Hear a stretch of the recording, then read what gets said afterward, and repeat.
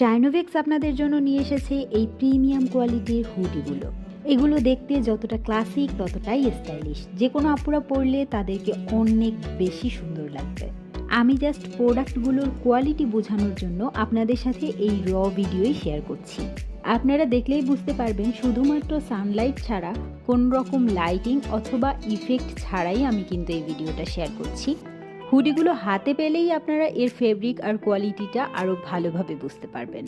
আমাদের কাছে এই 5টা কালার আপাতত অ্যাভেলেবেল আছে।